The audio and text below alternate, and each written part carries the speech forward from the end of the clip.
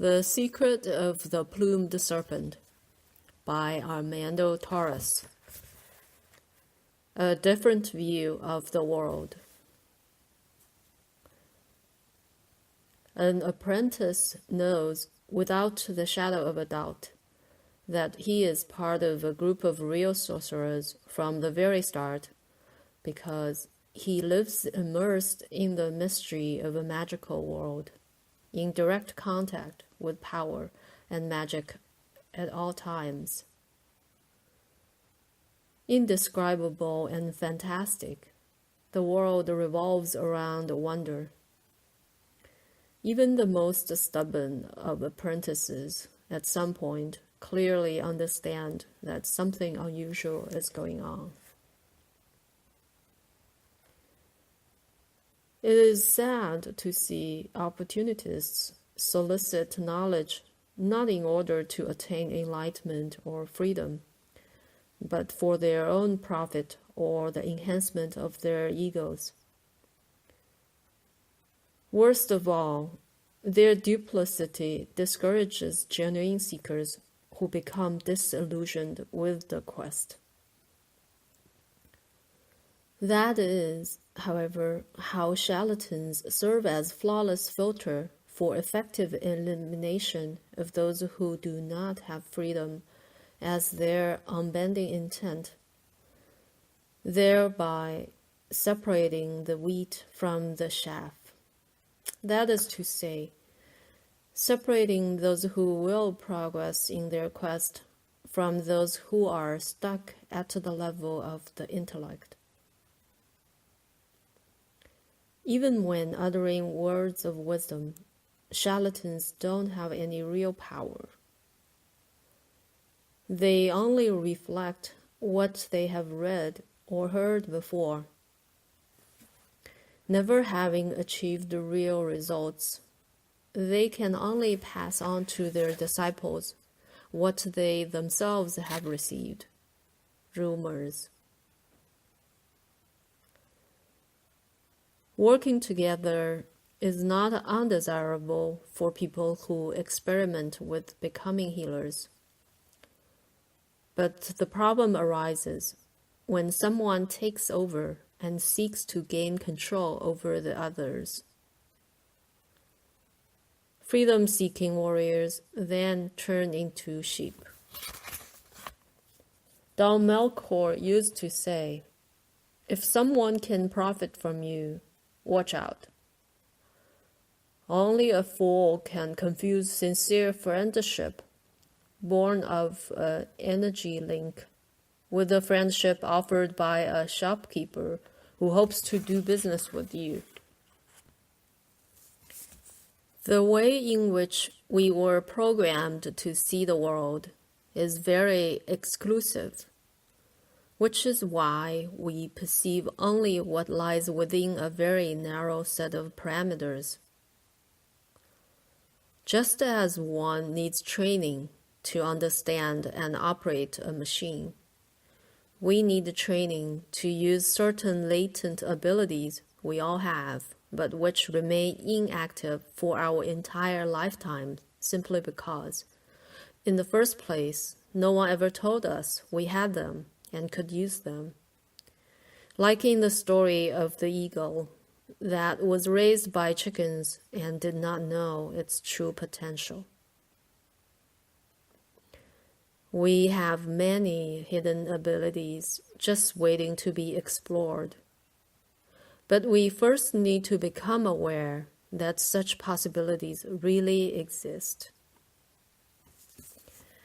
One way to achieve this is to expose oneself to tales of power, because they help create a precedent in our view of the world. Once we know the feasibility of something we had never even dared imagine, that possibility becomes real for us. That is the case with the healing gift, which we all have to a greater or lesser degree.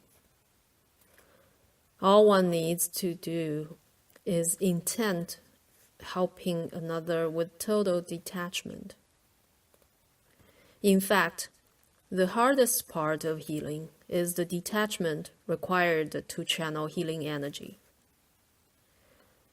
Out of the umbilical region, then issues a force which can perhaps be referred to as sincere desire to help and heal the patient. Or perhaps the same energy gets directed by the healing hands. At other times, detachment generates healing procedures suitable for the particular complaint of the patient. Healer seers perceive the human energy field in the same manner as described by Don Juan, as an area of luminosity. In addition, they focus on the balance and the functioning of the organic energetic aggregate as a whole. Don Melchior said once, "It is essential to bear in mind that just like fire needs firewood as fuel in order to exist, the luminous body, which is our true essence, uses the physical body as a primary source of energy. Hence, the better one tunes one's organism, the more one can do at the energy level. Concentrating on the energy, healers are thus able to cure the problem at the root, and not just in the palliative form typical of Western doctors who try to eliminate the symptoms without giving attention to the actual cause of the disease. Turning off the alarm outside a building that is in flames does not solve the problem of the fire inside it. Palliative remedies may stop a headache, but that merely gets rid of the symptom, while the problem itself lies dormant. Some doctors are more interested in examining their patient's pocket than their health. Physicians should give more serious consideration to the famous Hippocratic oath they take when they graduate, which includes ethics and honesty. There are currently doctors who, like a taxi cab, calculate their fees against a clock. Others may even offer price cuts for their services to attract more clients, as if they were ordinary merchants. Healing is a sacred art. Unfortunately, in the hands of modern medicine, it has become a health supermarket. The vast majority of science students do not enter the medical field as a vocation or out of dedication, but rather for financial interests and for the social status which goes with the doctor's title. That is the main reason why poor people die queuing up in hospital corridors. Western doctors know nothing or almost nothing about energy, which is why they treat a subject as an object, as organic matter that has become dysfunctional for reasons seldom examined from any point of view other than the rational one. Very few doctors consider energy as an alternative cause of illness simply because they cannot see it. One of my colleagues, a Zoki healer, once said, "When we first learned about the Oriental healing technique of acupuncture, we were filled with enthusiasm and immediately adopted the use of the small needles. Our ancestors used the thorns of the maguey plant, that is Agave americana, for this excellent practice. One needs to be careful, though, because there are many practitioners out there who are not healers but use the needles anyway. Sometimes they hit the target, but mostly they fail because they don't see and thus cannot find the exact spot to insert the needle. To be a true needle healer, one must first be a seer. He said that acupuncture charts one could purchase merely identified the points by their names and by an approximate description of their location. But those tiny points vary their location from person to person, which is why it is so important to see the flow of energy if you want to use the needles. Acupuncture is certainly one of the most valuable resources healers use to help patients. The strange thing is, modern medicine does recognize acupuncture as a bona fide practice, not because it wants to, but because its result cannot be denied. Modern medicine cannot explain how acupuncture works because it refuses to recognize the human being as a conglomerate of energy channels, invisible and undetectable to its instrument. Glorious will be the day when medical science put aside their prejudices and benefit from the knowledge of the healers. But that will only be possible through a cultural revolution which alone can make doctorates in energy studies acceptable to our universities. Unfortunately, as long as huge economic interests are involved, that revolution will not happen. Large pharmaceutical laboratories that commercialize medicines are the real villains. It is they who sponsor doctors, they who toy with the public health. Not only do they make medicines, they also create diseases for which they subsequently sell us cures. There is no denying that much good has been done by pharmaceutical products. They do help the sick recover. The same results, however, can be achieved much more simply and cost-effectively by using natural means which do not have contraindications. Plants, salts, massages, cleansing, and energetic balancing. It is simply the matter of choosing the most suitable treatment for each patient. Once people have learned to take care of themselves, everything will be different. People will be aware of themselves, and then there will be no need for doctors, because everyone will know how to cure themselves. In fact, there will be very few diseases because people will know how to prevent them in the first place, how to avoid harmful habits, adopt a balanced diet, and appropriate physical activities. That will be a true revolution. Like the introduction of latrines, personal hygiene, and the regular washing of hands were in their time. It would be really great if schools, instead of endlessly teaching useless things, taught students about the functioning and the maintenance of the body as their basic subject. A simple action of this kind could prevent countless diseases. Self-healing is a matter of self-awareness.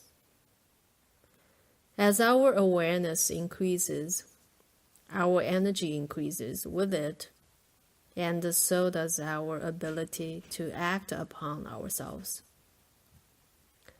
That, in turn, further increases our energy and consequently our self-awareness, thus closing the circle. Healing is a matter of common sense. Learning to look after oneself should be the benchmark for normalcy, and taking responsibility for one's own health should be the obvious thing to do.